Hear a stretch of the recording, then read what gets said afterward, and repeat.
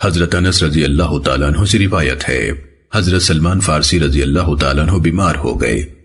حضرت سعد رضی اللہ تعالیٰ عنہ ان کی عیادت کے لیے گئے تو دیکھا کہ وہ رو رہے ہیں۔ حضرت سعد رضی اللہ تعالیٰ عنہ نے کہا، بھائی جان آپ کیوں رو رہے ہیں؟ کیا آپ رسول اللہ صلی اللہ علیہ وسلم کے ساتھ نہیں رہے؟ کیا آپ نے فلاں کام نہیں کیا، فلاں کارنامہ انجام نہیں دیا؟ حضرت سلمان رضی اللہ تعالیٰ عنہ نے کہا، میں دو چیزوں میں سے کسی ایک پر بھی نہیں رو رہا۔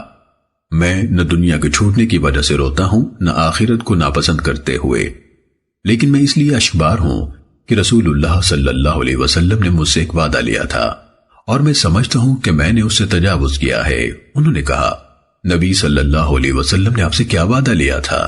فرمایا، آپ نے مجھ سے فرمایا تھا آدمی کو اتنا کچھ کافی ہوتا ہے جتنا مسافر کا زادہ راہ، اور مجھے یقین ہے کہ میں اس حد سے تجاوز کر گیا ہوں۔ اور ایسا آپ جب کسی جھگڑے کا فیصلہ کریں تو اپنے فیصلے میں اللہ کا خوف پیش نظر رکھیں، اور جب مستحقین میں کوئی چیز تقسیم کریں تو تقسیم کے وقت تقوی کو ملحوظ رکھیں، اور جب آپ کسی پروگرام کے بارے میں سوچیں یا ارادہ کریں تو اپنی سوچ میں اور ارادے میں اللہ سے ڈریں۔ حضرت ثابت رضی اللہ تعالیٰ عنہ بیان کرتے ہیں، مجھے معلوم ہوا کہ انہوں نے ترکے میں صرف تقریباً 20 دینار چھوڑے جو ان کے ذاتی اخراجات کے لیے تھے۔ سنن ابن ماجہ حدیث نمبر 4104۔ حضرت ابان بن عثمان رحمہ اللہ سے روایت ہے، انہوں نے کہا، حضرت زید بن ثابت رضی اللہ تعالیٰ عنہ دوپہر کے وقت مروان کے پاس سے باہر نکلے۔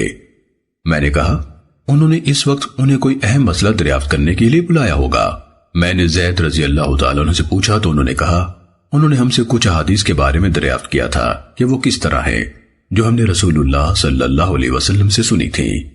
میں نے رسول اللہ صلی اللہ علیہ وسلم کو یہ فرماتے سنا، جس شخص کا مقصود حصول دنیا ہو اللہ تعالیٰ اس کے کام بکھیر دیتا ہے اور اس کا فقر اس کی آنکھوں کے سامنے کر دیتا ہے، اور اسے دنیا اتنی ہی ملتی ہے جتنی اس کے لیے مقدر ہے، اور جس کی نیت آخرت کا حصول ہو اللہ تعالیٰ اس کا کام مرتب کر دیتا ہے اور اس کے دل میں استغنا پیدا فرما دیتا ہے، اور دنیا ذلیل ہو کر اس کے پاس آتی ہے۔